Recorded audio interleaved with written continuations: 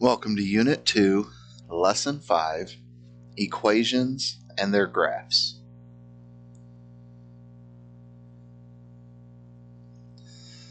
Today, our learning goal is to graph equations in two variables.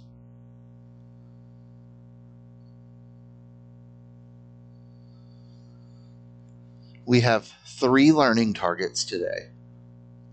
As we work through the practice problems, keep these learning targets in mind. At the end of the lesson, you should feel comfortable making these 3 statements. If you are uncomfortable making one or more of these statements, please use class time to ask for further clarification so that you are set up for success as we move forward. The first learning target: I can use graphing technology to graph linear equations and identify solutions to the equations. Second learning target: I understand how the coordinates of the points on the graph of a linear equation are related to the equation. And learning target number 3: when given the graph of a linear equation, I can explain the meaning of the points on the graph in terms of the situation it represents.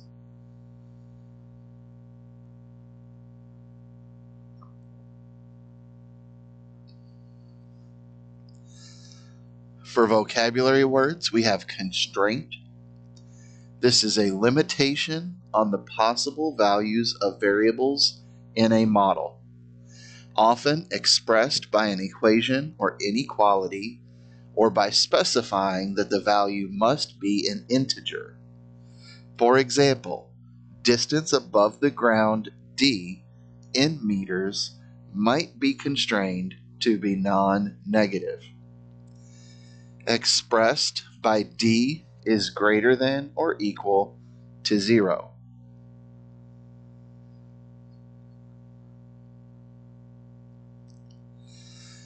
Our next vocabulary term is model, a mathematical or statistical representation of a problem from science, technology, engineering, work, or everyday life used to solve problems and make decisions.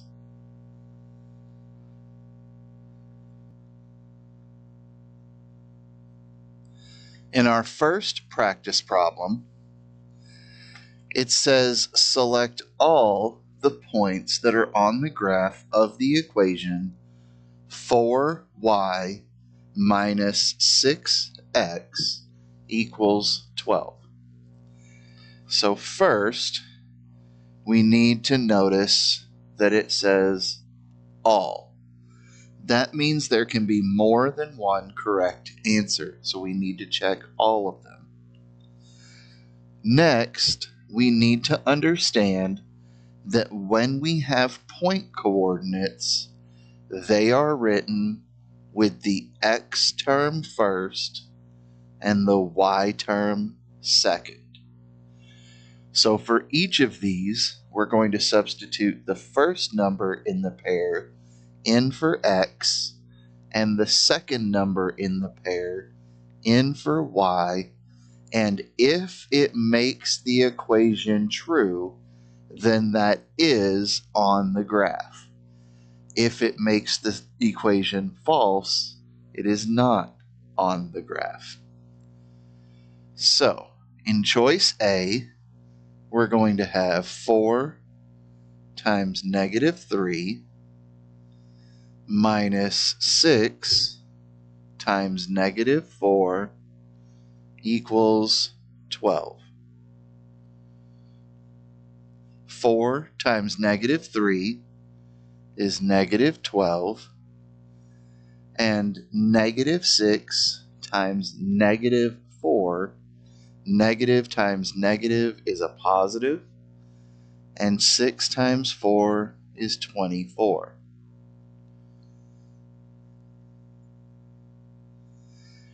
Negative 12 plus 24 equals 12,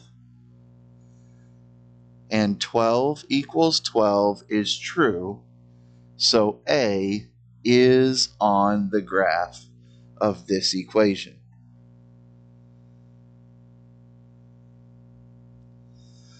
Choice B. We have 4 times 1.5 minus 6 times negative 1 equals 12. 4 times 1.5 is 6. Negative 6 times negative 1. Negative times a negative is positive. 6 times 1 is 6. And 6 plus 6 is 12. 12 equals 12 is true, so B is also on the graph of this equation.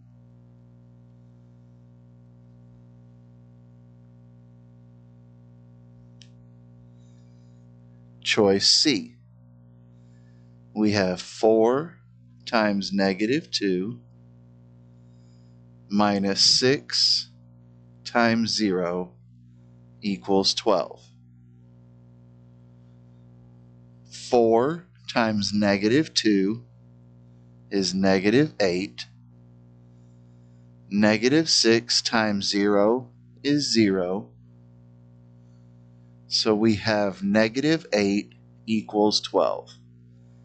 That is not true, so C is not on the graph of this equation.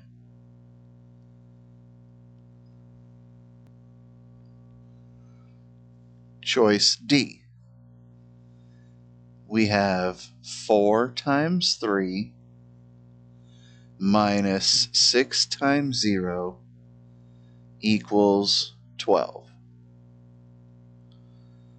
4 times 3 is 12. Negative 6 times 0 is 0. So we have 12 equals 12. That is true. So D is a correct choice. It is on the graph of this equation.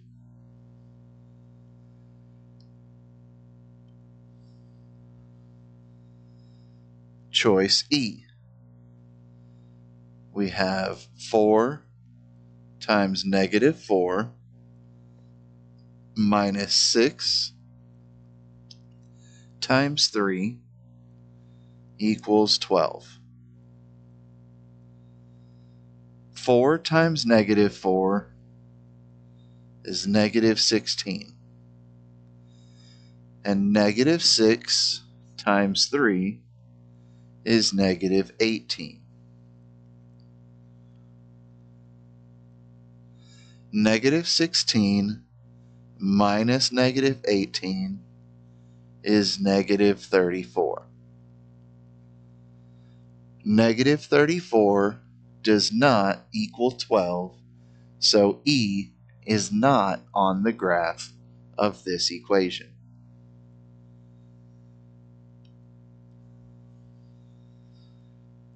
And finally, choice F, we have 4 times 4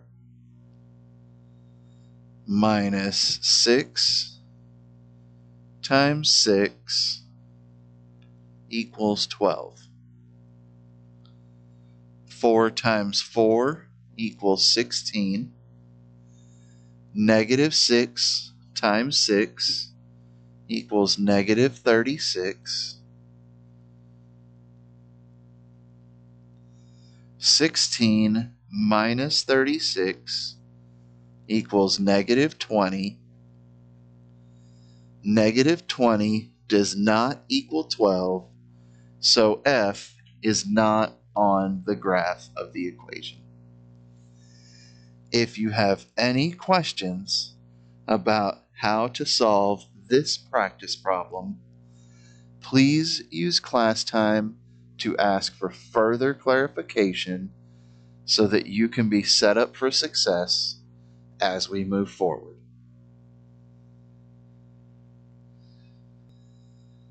On our next practice problem, here is a graph of the equation x plus 3y equals 6. That is shown by the line on the coordinate plane. Every point on that line makes the equation true.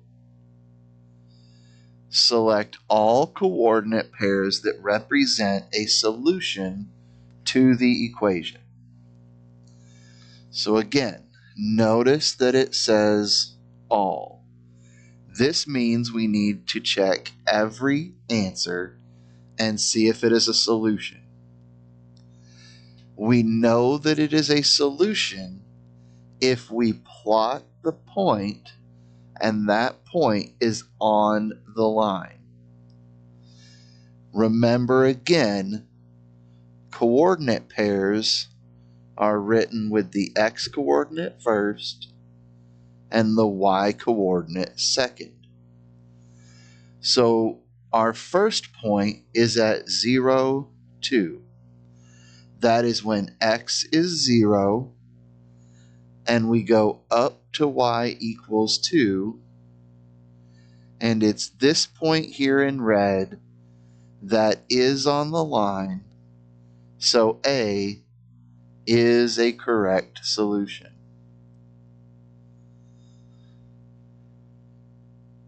Point B. We have an x value of 0 and a y value of 6.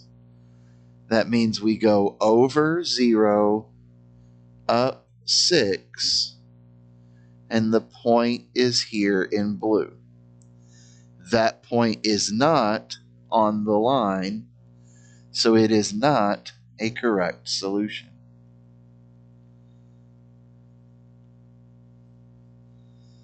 Choice C. We have a point x equals 2, y equals 6. This means we go over to x equals 2, up to y equals 6, and we put this orange point. That point is not on the line, therefore this is not a correct solution.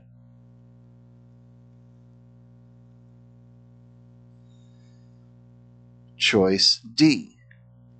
We have x equals 3, y equals 1. So we go right to x equals 3, up to y equals 1, and we place this green point. This green point is on the line, so D is a correct solution.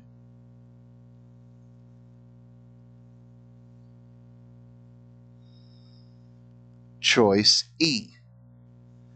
We have x equals 4, y equals 1. We go right to x equals 4, up to y equals 1, and we have this pink dot.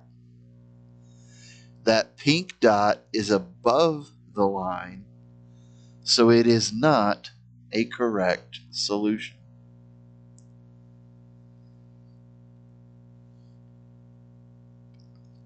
And finally, choice F, we have x equals 6, y equals 2.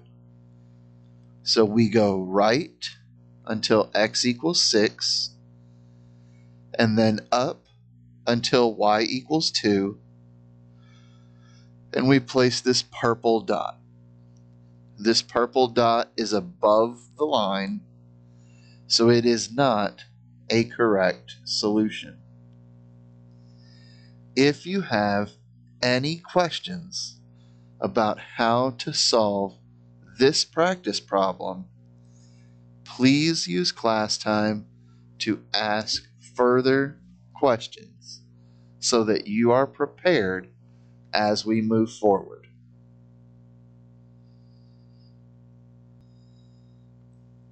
Our next practice problem says, a theater is selling tickets to a play.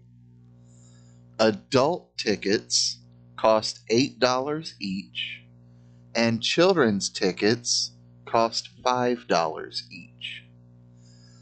They collect $275 after selling X adult tickets and Y children's tickets. What does the point 37 mean in this situation? So we see the line on the graph. We know from the problem that we have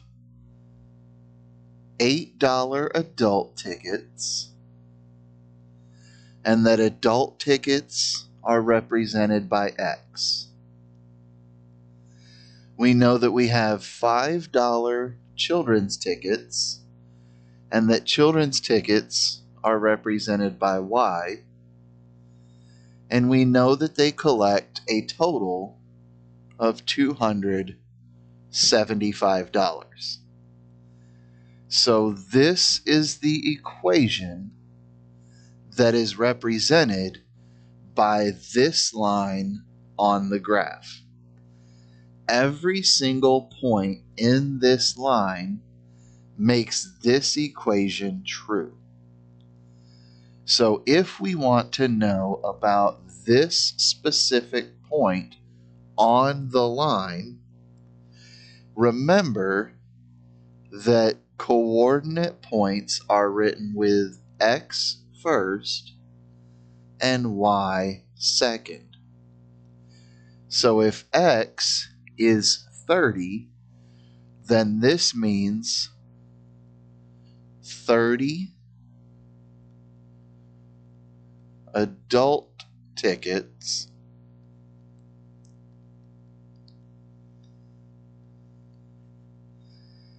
Seven is our second number. The second number is Y, and Y represents children's tickets. So that's 7 children's tickets. And because it is on the line, it makes the original equation true.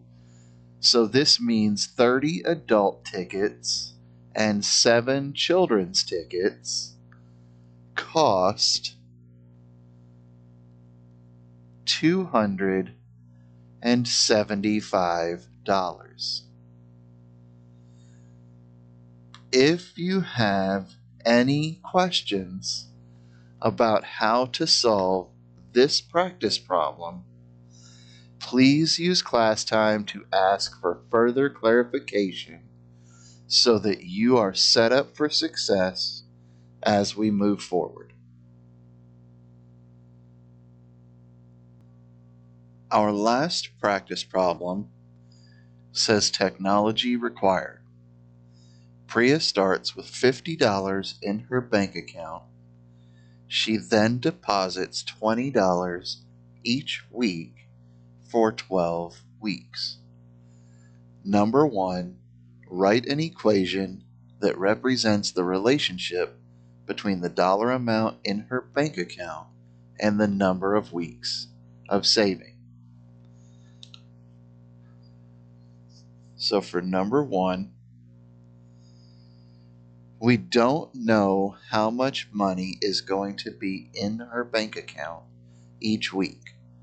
Since we don't know the amount, we're going to represent that with Y. Now we know that the starting amount is $50. So we're going to put Y equals 50. Then she deposits $20 each week. So if you deposit, you are adding money. We're going to add 20. And since we want this to be each week and those weeks change, we're going to represent the weeks with a variable, and that will be x. So the equation would be y equals 50 plus 20 times x.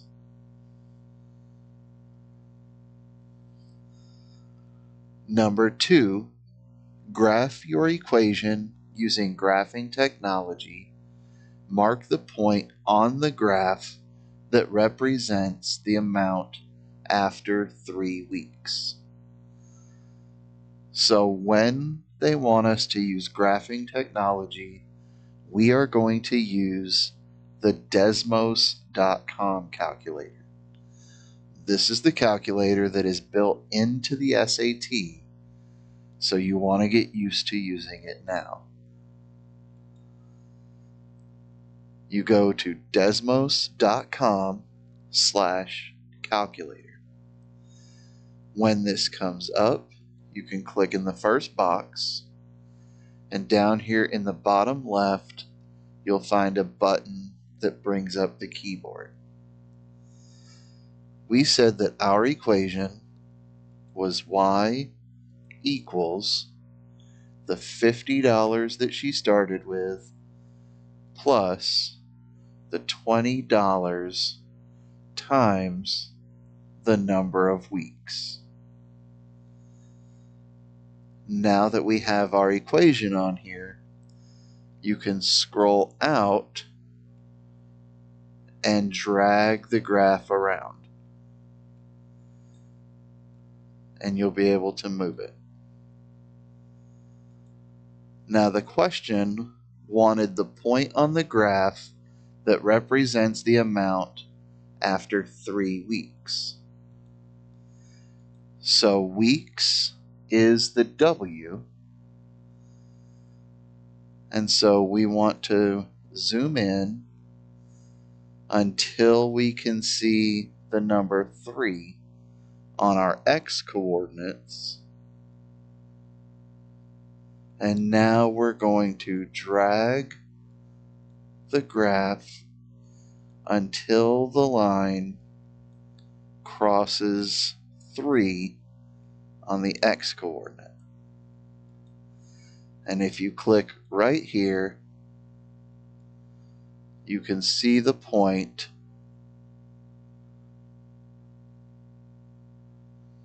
happens at 3/110. So for number 2, the point is 3/110. That means after 3 weeks,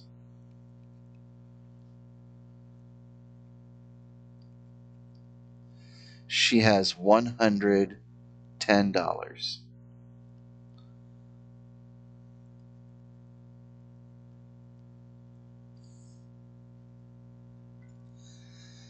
And number 3, how many weeks does it take her to have $250 in her bank account?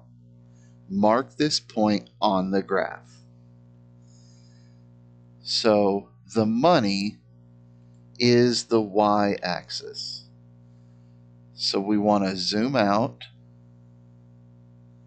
until we get bigger numbers, and then we're going to drag the graph down until we see that the red line is crossing 250 on the y-axis. Now we can zoom into that point, and if we click on the graph,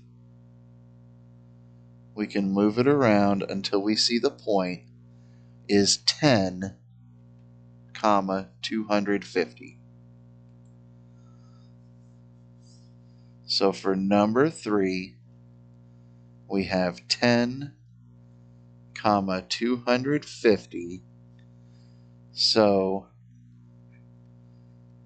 after 10 weeks, she has $250. If you have any questions about any of the practice problems from Lesson 5, please use class time now to ask for further clarification so you are prepared as we move forward to the next lesson.